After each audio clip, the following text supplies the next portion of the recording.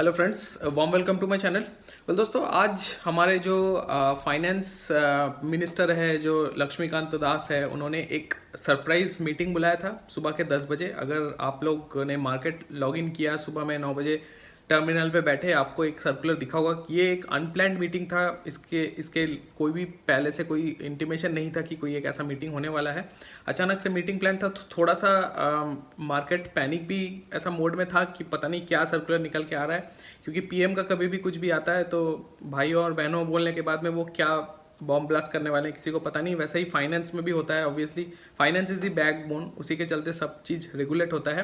तो कहीं ना कहीं आज जो फाइनेंस मिनिस्ट्री से 2-3 सर्कुलर्स निकल के आए हैं, तो थोड़ा सा मुझे लगा कि उस पर एक वीडियो बनाऊं, एक आपको आइडिया दे दूं कि क्या क्या पॉइंटर्स रखा गया है, क्योंकि बहुत सारी चीज़ें उन्होंने बताया है, लेकिन उसमें से कुछ इंपॉर्टेंट चीज़ें हैं जो मैं आपको संक्षेप में बताऊंगा, तो ताकि आपको समझने में भी आसानी हो जाए।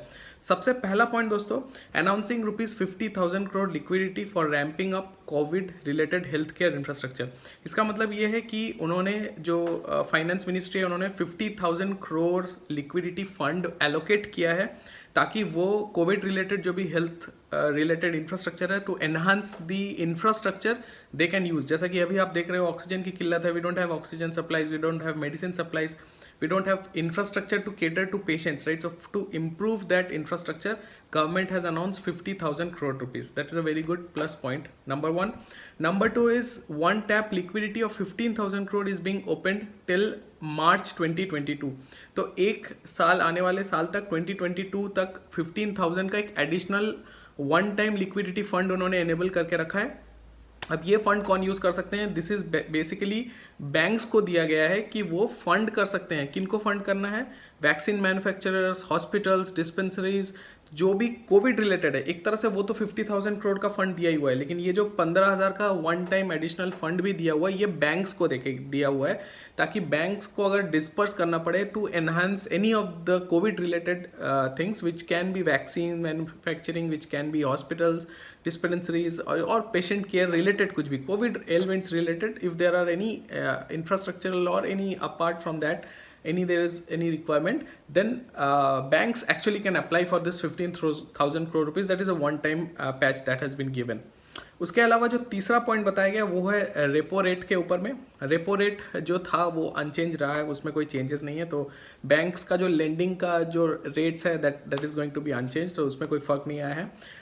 फोर्थ पॉइंट बताया है आरबीआई ने, RBI has also decided that the second purchase of government securities, so government securities GSEC के नाम से हम जानते हैं, तो गवर्नमेंट सिक्योरिटीज में आरबीआई ने 35,000 करोड़ के GSAP 1.0, जो कि May 20 को उनका प्लान है, 20th of May, तो 35,000 का वो बॉन्ड्स एक्चुअली मार्केट में डिस्बर्स कर रहे हैं। उससे क्या होगा? उससे मार्केट में आपका लिक्विडिटी बढ़ेगा, तो इट्स ऑल्सो गुड।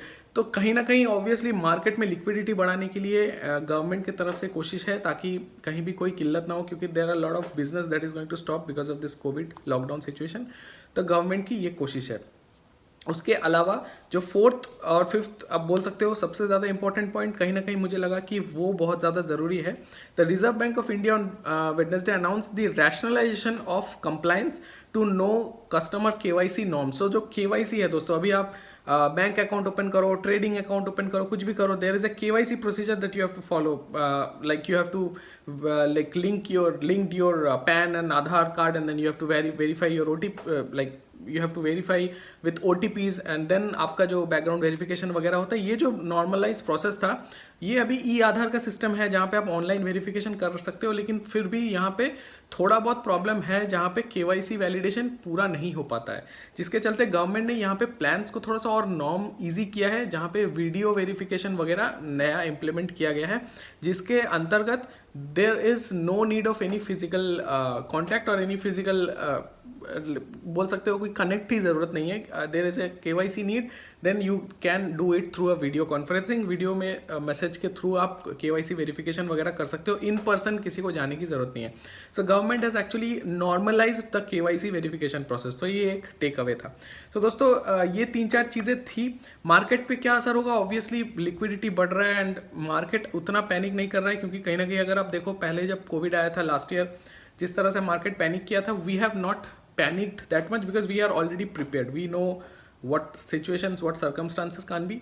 सो उतना ज़्यादा मार्केट पैनिक नहीं किया है, बट स्टिल सोचने वाली विषय तो ऑब्वियसली है, because lot of people are getting infected, lot of people are getting into financial crisis. So government का कोशिश यही रहा है कि लिक्विडिटी ज़्यादा मार्केट में बढ़ाया जाए, तो कहीं ना कहीं पॉजिटिव ही आप बोल सकते हो। तो सडन वो इसीलिए लेके आए क्योंकि हम ऐसे ही एनवायरमेंट में है, एक आपातकालीन स्थिति में, it's like emergency kind of situation. That's why without कोई नोटिफिकेशन का ये सर्कुलर लाना पड़ा। यही था टेक अवे दोस्तों। वीडियो बनाने का मकसद था आपको इन्फॉर्मेशन पहुंचाओ। अगर कंटेंट अच्छा लगा हो तो चैनल को ज़रूर सब्सक्राइब करें, ताकि ऐसे ही टाइमली कंटेंट आपको बिल्कुल तुरंत मिलते रहे। एंड मैं कोशिश करता हूँ बहुत आसान शब्दों में बताऊँ, ताकि आपको इजीली समझ में आ जाए। वीडियो को लाइक करें, शेयर करें, एंड सबसे ज़्यादा इंपॉर्टेंट चीज़ कमेंट सेक्शन में ज़रूर लिख के बताएं आपको क्या अच्छा लगा, क्या नहीं अच्छा लगा। फीडबैक्स आर ऑलवेज वेलकम, ताकि मैं अपना इंप्रूवमेंट कर सकता हूँ। मैंने अपने सोशल मीडिया नेटवर्क दे रखा है, आप चाहो तो उसको ज्वाइन कर सकते हो। एंड साथ ही मैंने अपना व्हाट्सएप नंबर भी दे रखा है।